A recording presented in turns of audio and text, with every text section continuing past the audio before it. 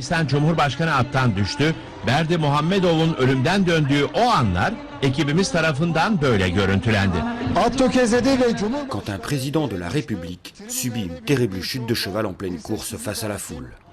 Datant du 28 avril 2013, ces images publiées sur YouTube grâce au courage d'opposants au régime qui ont pu exfiltrer le précieux document, malgré tous les contrôles, ont mis en lumière un pays jusque-là totalement méconnu, le Turkménistan, dont le régime politique est aussi ferme que discret et utilise un cheval légendaire mais authentique comme symbole de la nation.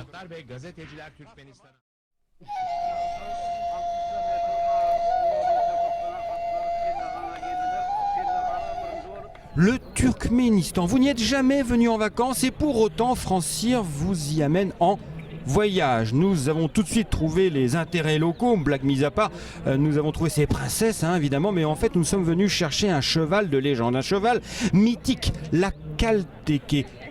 Race très étonnante qui est même à l'origine de la création du pur sang, vous le saurez un petit peu plus tard, mais aussi qui fait plein de choses différentes, qui nous présente des robes d'or à la crinière d'argent et qui vont des courses à l'endurance en passant par les concours de beauté.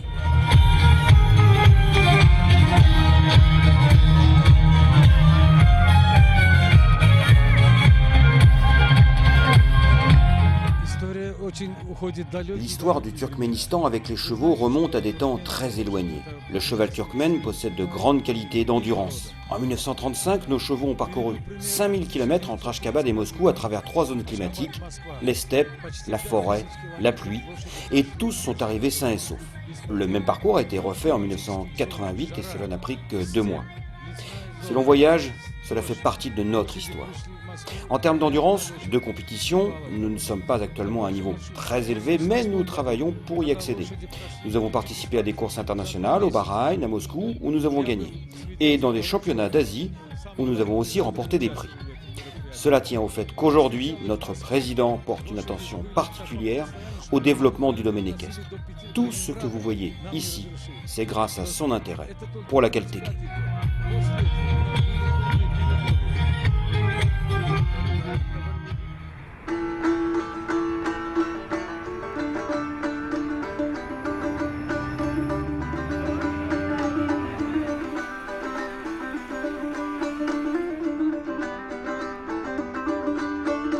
Niché entre l'Iran et l'Afghanistan en Asie centrale, le Turkménistan compte 5 millions d'habitants. Désertique sur 80% d'un territoire en zone sismique vaste comme l'Espagne, mais riche de pétrole et de la 5e réserve de gaz au monde, cette ancienne république de l'Union soviétique défend à tout prix son indépendance face aux géants russes.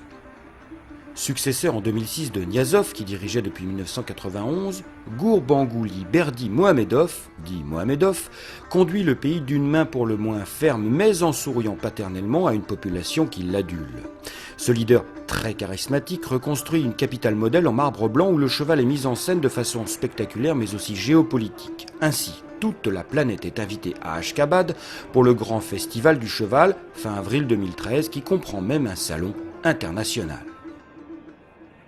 Depuis son indépendance, le Turkménistan a cherché à bâtir son identité. Dans la culture turkmène, le cheval a toujours tenu une place importante. D'abord parce que c'était des nomades et qui se déplaçaient à cheval. Et aussi parce qu'ils ont ici la chance d'avoir une race particulière, les Akhalteke, qui représentent vraiment l'esprit de la nation. Les Turkmènes s'appellent entre eux selon leur appartenance à des tribus. Et une des grandes tribus, ce sont aussi les Akhalteke. Donc les chevaux portent les mêmes noms.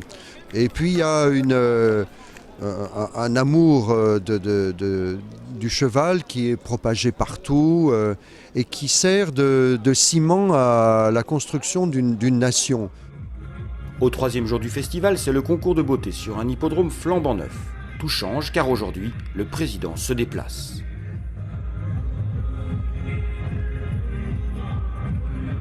Mohamedov est une superstar, une vedette qui sait tout faire. Jogger, pilote de course, hockeyeur, père, constructeur de la nation et bien sûr, fin cavalier en action.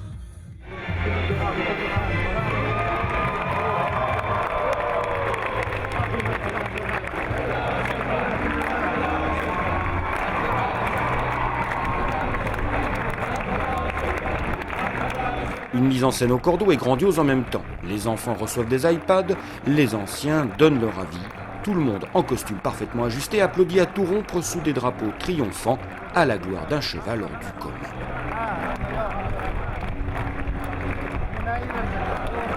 Disons que les Turkmènes revendiquent, à travers la Halteke, le titre de premier cheval de sang, que les Arabes revendiquent aussi de leur côté. Mais l'histoire, l'archéologie génétique, si je puis dire, tend à prouver quand même que ce sont les Turkmènes qui ont raison. Alors l'affaire remonte à plusieurs milliers d'années. Tout d'abord, il faut savoir qu'on est ici au Turkménistan, un petit peu à la limite sud de ces grandes steppes de Russie méridionale, depuis la Caspienne jusqu'à l'Altaï, là, dans lesquelles le cheval aurait été domestiqué. À partir de là, il y a eu une évolution en deux branches. Il y a eu des petits chevaux trapus, forts, etc. On en trouve encore en Mongolie. Bon. Et puis il y a eu des chevaux fins, élancés et rapides. À partir du Moyen-Âge, toute l'Europe a été faire son marché de cheval d'Orient. Au XVIIe et XVIIIe siècle, cette vague d'importation a conduit à la création de la race du pur sang anglais, avec l'arrivée de 3 pères fondateurs, dont Darley et Godolphin, 2 arabes, mais aussi Zebir Ali Turk, qui était bel et bien turkmène, donc akaltéké. Alors du point de vue physique, c'est un cheval longiligne, bien sûr, c'est un cheval de course. C'est un cheval de course maintenant. Autrefois, c'était un cheval de razzia, de halaman, hein, c'est le terme turkmène pour désigner des raids. Les tribus de ce pays-là, en fait, vivaient du pillage des caravanes qui empruntaient les routes de la soie. Pour résister à la chaleur torride, l'akaltéké a développé dans son poil des reflets métalliques qui renvoient les rayons du soleil.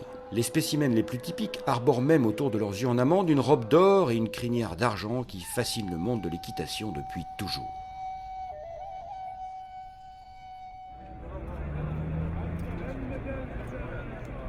C'est le clou du spectacle. Le festival se conclut sur les courses avec la plus grande réunion de l'année sur le plus récent hippodrome construit pour 100 millions de dollars. Tout est prêt pour une grande et joyeuse célébration quand un silence de mort s'abat sur une foule de plus de 10 000 personnes.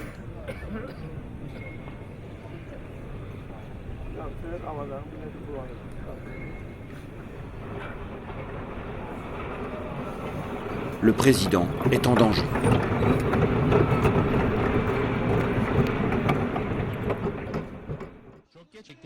Il vient de participer lui-même à une course d'ouverture en costume traditionnel. Mais à l'instant où il franchissait bien sûr en vainqueur le poteau d'arrivée, son cheval a trébuché et il a été victime d'une chute extrêmement violente. Et même s'il se relève rapidement et monte debout dans l'ambulance, la population est totalement abattue. Enfin, celle présente sur place, car la sécurité fera tout pour ne pas laisser filtrer l'information, allant jusqu'à vérifier et écraser toutes les cartes SD et les cassettes des photographes et caméramans. Seuls des Turcs ont réussi à exfiltrer des images et ont osé publier ce reportage sur YouTube qui a fait le tour du monde. Et c'est après 3 quarts d'heure d'un long et pesant silence que le peuple turkmène retrouve enfin le sourire.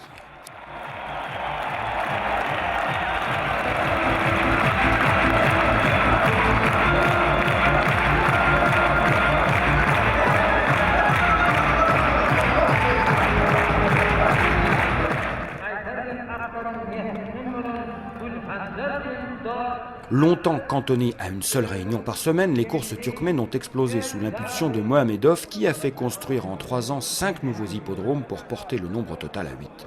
On court désormais 3 fois par semaine, uniquement avec des chevaux akaltékés, dont 2600 des 6000 spécimens dans le monde vivent dans ce pays qui en interdit d'ailleurs l'exportation. Certes moins rapides que des pur sang anglais, les akaltékés sont de vrais chevaux de course qui défendent pour beaucoup les couleurs du président lui-même et des ministères, dont celui du cheval. Ils s'affrontent pour des allocations inconnues, sur des pistes et des distances standardisées, avec des jockeys locaux qui remportent pour chaque place dans les 3 premiers une voiture. Le cheval, les Turkmènes ont ça dans le sang depuis des générations. Mon arrière-grand-père a aidé notre peuple à garder le fort de Godgepe lors de la grande bataille contre les Iraniens. Quand il a vu les soldats ennemis qui franchissaient la montagne, il a fait 230 km au galop sur son meilleur cheval pour aller prévenir nos troupes. Je suis venu car je veux voir tous les descendants de ce cheval qui a fait la gloire de ma famille. C'est la lignée de Dor d'Epel. Ils ont presque tous une robe Isabelle. Aujourd'hui, il y a 3 descendants qui ont gagné. Et c'est ça que j'aime.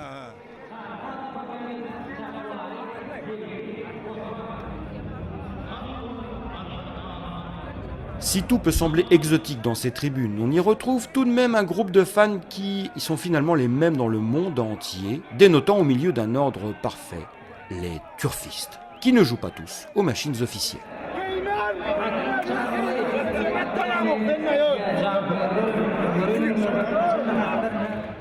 Les courses ayant débuté au petit matin, c'est à midi pile que le président Mohamedov peut reparaître face à la foule pour démontrer son sens du pardon et son amour infini du cheval. Il fait revenir pour l'embrasser le destrier qui avait provoqué sa terrible chute.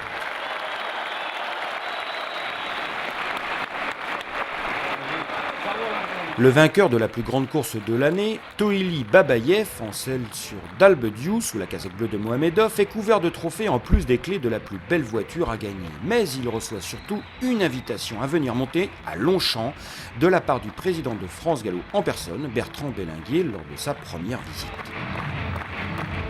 C'est une grande fête de cheval. Et je suis venu en quelque sorte rendre la visite que le président du Turkménistan avait bien voulu rendre à l'hippodrome de Longchamp lors de la dernière édition du Qatar Prix de l'Arc de Triomphe. Et c'est un pays tout à fait intéressant à voir et surtout on est frappé de voir le culte du cheval qui apparaît à tous les endroits de la ville et naturellement ici sur l'hippodrome. J'ai donné une invitation à un jockey qui m'a paru être parmi les plus qualifiés pour venir monter une course en France et je pense que par là, eh bien, nous pourrons montrer à nouveau un développement supplémentaire des courses françaises dans un pays qui est loin du nôtre mais où il y a une tradition du cheval tellement forte qu'il est bien que nous puissions développer des liens d'amitié. Toili Babayev est le meilleur jockey du pays. En 30 ans de carrière, il a déjà gagné 600 courses. Un chiffre énorme vu que les pilotes ne peuvent pas monter plus de 3 courses par jour et que jusqu'à tout récemment, il n'y avait qu'une seule réunion par semaine. Je viens d'une famille des courses très anciennes, où on se transmet la connaissance des chevaux. Je suis sûr que nous sommes jockeys depuis au moins 5 générations et toujours parmi les meilleurs. C'est mon père, bien sûr, qui m'a appris à monter. Mon cheval est le meilleur de tout le pays depuis le début de sa carrière. Il a gagné la course pour 2 ans la plus prestigieuse. À 3 ans, il a gagné le Derby. Et aujourd'hui, la plus grande course de l'année pour les 4 ans et plus. Grâce à lui, j'ai décroché une invitation pour venir monter à Longchamp. C'est le rêve de toute ma vie. Je suis très heureux. Je remercie mon cheval et puis, Inch'Allah.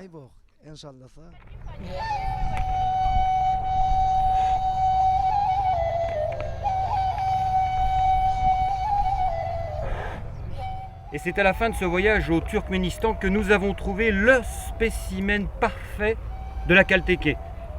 Ce port de tête altier, cet œil en amande, ces longues oreilles expressives. 2 choses sont certaines ici au Turkménistan, le président est un hyper-président, mais le pays ne comporte qu'un seul roi, c'est un cheval, c'est la Kalteke.